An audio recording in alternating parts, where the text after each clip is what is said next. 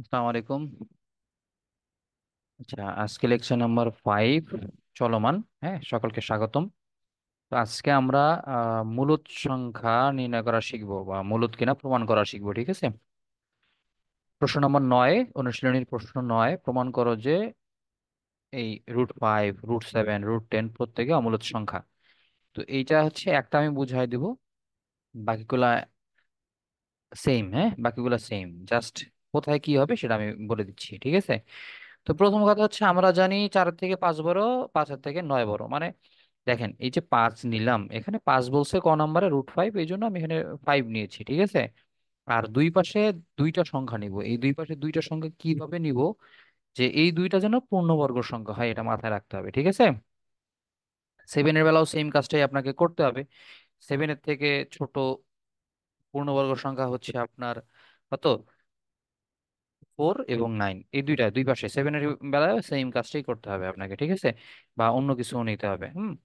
তো এখানে 5-এর থেকে কি আপনার 4 ছোট এবং 9 বড়। 4, 9 দুইটাই পূর্ণবর্গ সংখ্যা, এরকম ভাবে নিতে হবে। ওকে, দ্যাটস ফাইন।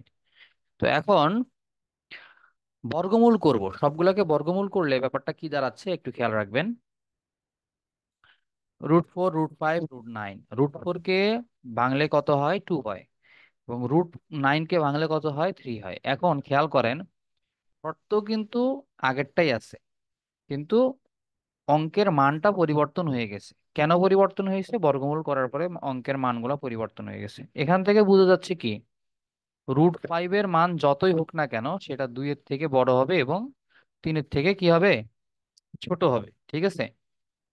2-এর থেকে বড়, 3-এর থেকে ছোট। তাহলে কি দাঁড়ায় ব্যাপারটা, √5 একটা দশমিক মান আসবে। √5 কি আসবে, দশমিক মান, ঠিক আছে? মানে এটা পূর্ণ সংখ্যা কখনোই হবে না, এটা কিন্তু মাথায় রাখতে হবে। তো গেল, অতএব √5 পূর্ণ সংখ্যা নয়। যদি √5 পূর্ণ সংখ্যা না হয়, তো পূর্ণ সংখ্যা নয় মানে দশমিক ভগ্নাংশ যদি হয়, তো ইনিশিয়ালি দুইটা ধারণা আসে, হয় সেটা মূলদ সংখ্যা হবে, না হলে অমূলদ সংখ্যা হবে। আমরা বেসিক্যালি জানি কি, যেটাকে ভগ্নাংশ আকারে প্রকাশ করা যায় সেটা মূলদ, যেটাকে ভগ্নাংশ আকারে প্রকাশ করা কখনোই যায় না সেটা অমূলদ। তাহলে ভগ্নাংশ আকারে প্রকাশ করা যায় অথবা ভগ্নাংশ আকারে প্রকাশ করা যায় না কোন সংখ্যাগুলোকে, যেটা হচ্ছে দশমিক সংখ্যা, ঠিক আছে? দশমিক সংখ্যাকে ভগ্নাংশ আকারে প্রকাশ করার ব্যাপারটা চলে আসে। তো যদি পূর্ণ সংখ্যা না হয়, তাহলে হয় মূলদ হবে, না হলে অমূলদ হবে। চলেন এবার চলে আসে, যদি √5 মূলদ সংখ্যা হয়, ধরে নিলাম √5 একটি মূলদ সংখ্যা। যদিও মূলদ সংখ্যা নয়, আমরা ধরে নিলাম প্রমাণের স্বার্থে, ঠিক আছে? তবে ধরি যদি মূলদ সংখ্যা না হয়, তাহলে আমরা কি জানি, যে যে কোনো দুইটি সংখ্যার কি ভগ্নাংশ, সাধারণ ভগ্নাংশ আকারে প্রকাশ করা যাবে। √5 সমান সমান p/q, এটা আমরা জানি না, p/q যে কোনো সংখ্যায় হইতে পারে। তো যদি মূলদ সংখ্যা হয়, তাহলে কিন্তু অবশ্যই p/q মানে সাধারণ ভগ্নাংশ আকারে প্রকাশ করা যাবে। এই জন্য আমরা কিন্তু, যেহেতু ধরে নিলাম এটা মূলদ সংখ্যা, সেহেতু আমরা এটাকে চাইলেই এভাবে লিখতে পারবো, ঠিক আছে?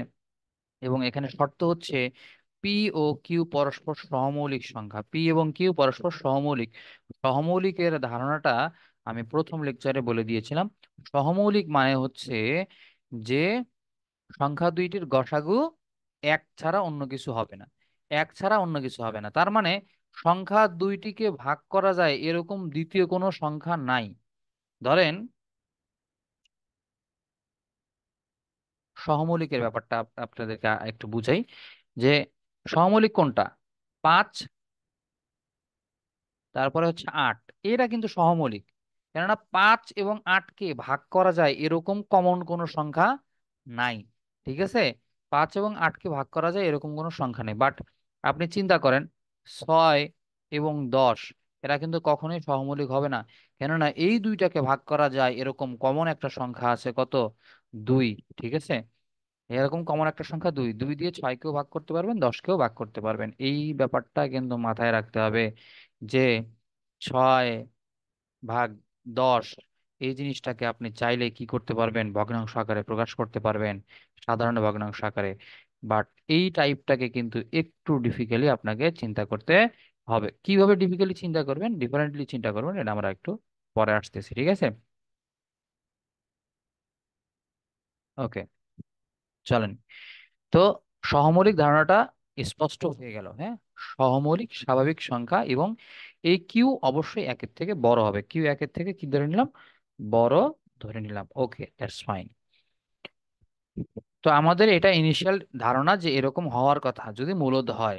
তো এখন কি করব, এইটার উভয় পক্ষে বর্গ করব, উভয় পক্ষে বর্গ করলে 5 হয়ে যাবে, √5টা 5 হয়ে যাবে p² / q²। এখন উভয় পক্ষে কিউ দ্বারা গুণ করলে, 5-এর সাথে কিউ গুণ করলে 5q। এখানে p² কিউ গুণ করলে নিচে দুইটা কিউ উপরে একটা কিউ ছিল, কাটাকাটি যাবে, ঠিক আছে, গুণ করলে নিচের পাওয়ারটা কমে যায়, p² / q। তো এখন দেখেন 5 × q এটা স্পষ্টত পূর্ণ সংখ্যা, এটা অনেকে হয়তো বা বুঝতে অসুবিধা হইতে পারে যারা নন সায়েন্স ব্যাকগ্রাউন্ডের, ঠিক আছে। তো 5q স্পষ্টত পূর্ণ সংখ্যা, কেন এটা পূর্ণ সংখ্যা বললো, যে কোনো সংখ্যাকে, এই যে আমরা বললাম পরস্পর সহমৌলিক সংখ্যা, পরস্পর সহমৌলিক স্বাভাবিক সংখ্যা বলা আছে, দেখছেন, স্বাভাবিক সংখ্যা, এখানে কিন্তু অস্বাভাবিকের কিছু আসার কথা নয়। তো যে কোনো সংখ্যাকে ধরেন 1 2 3, এগুলো তো স্বাভাবিক সংখ্যা, তাই না? এগুলা হচ্ছে স্বাভাবিক সংখ্যা, 1 2 3 4 5 6, এগুলা স্বাভাবিক সংখ্যা। এগুলোর সাথে যে আপনি যদি 5 গুণ করেন তাহলে কি বেরোবে? অবশ্যই সেটা কি বেরোবে, পূর্ণ সংখ্যা বেরোবে, ঠিক আছে। তো এই হইলো অবস্থাটা, পূর্ণ সংখ্যা হয়ে গেল। কিন্তু p²/q পূর্ণ সংখ্যা নয়। কি বললো, p²/q পূর্ণ সংখ্যা নয়, কেন পূর্ণ সংখ্যা নয় এটা কিন্তু আমাদের একটু জানতে হবে, ঠিক আছে। এটাই কিন্তু বোঝার বিষয়, কারণ পি ও কিউ স্বাভাবিক সংখ্যা এবং এরা পরস্পর সহমৌলিক। সহমৌলিকের ধারণাটা এখানে কিভাবে আসলো দেখেন, যে আমি আপনাকে উদাহরণ দিয়েছিলাম যে 5 এবং 8 দিয়ে, 5 এবং 8 যদি দুইটা কি হয়, সহমৌলিক সংখ্যা হয়, তাহলে আপনি এক কাজ করেন, 5/8 করেন অথবা 8/5 করেন, এটা কি কখনো পূর্ণ সংখ্যার মান দেবে? কখনো এটা কিন্তু পূর্ণ সংখ্যার মান দেবে না। আপনি এরকম হাজার হাজার উদাহরণ নিয়ে খেয়াল করেন, হাজার হাজার উদাহরণ নিয়ে প্র্যাকটিস করেন, যে সহমৌলিক জোড়, সহমৌলিক স্বাভাবিক সংখ্যা, দুইটা সহমৌলিক স্বাভাবিক সংখ্যা নিয়ে এরকম ভাগ করে দেখেন, যে সেটা কখনোই কি হবে না, পূর্ণ সংখ্যা হবে না। এবং পাশাপাশি এরকম আপনি এখন বলতে পারেন যে এখানে 5/8, কিন্তু এখানে হচ্ছে স্কোয়ার। আপনি, হ্যাঁ, আপনি বাসায় স্কোয়ার দিয়ে প্র্যাকটিস করেন, ঠিক আছে, স্কোয়ার দিয়ে প্র্যাকটিস করেন, স্কোয়ার দিয়ে প্র্যাকটিস করেও কখনো কি এটাকে পূর্ণ সংখ্যা বানাইতে পারবেন না। কেন বানাইতে পারবেন না? বেসিক কথা হচ্ছে এরা সহমৌলিক স্বাভাবিক সংখ্যা, এদের মাঝখানে এক ছাড়া অন্য কোনো কমন সংখ্যা নাই যেটা দিয়ে এই দুইটাকে ভাগ করা যাবে।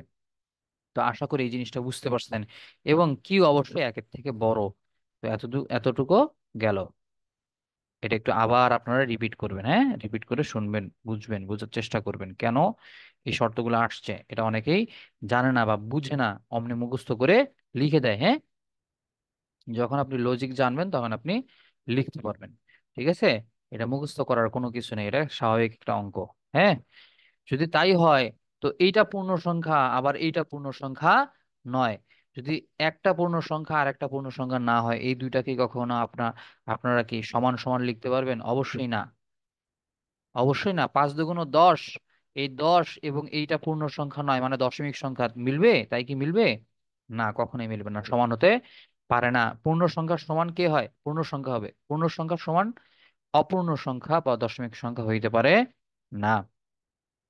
অতএব √5 এর মান p/q আকারে কোনো সংখ্যাই হতে পারে না। সুতরাং যেহেতু এই দুইটা মিলবে না, এই দুইটাই যদি সমান না হয়, আমরা কি পেলাম, এই দুইটাই যদি সমান না হয়, তাহলে এর যে দাদা পূর্বপুরুষ √5 = p/q, এটাও তো সমান হতে পারে না, ঠিক আছে। এটা যেহেতু সমান নয়, আমরা পাইলাম প্রমাণ করে, সেহেতু এর পূর্বপুরুষ যে দাদা আছে, এই দাদাও কি হবে না, সমান হতে পারে না।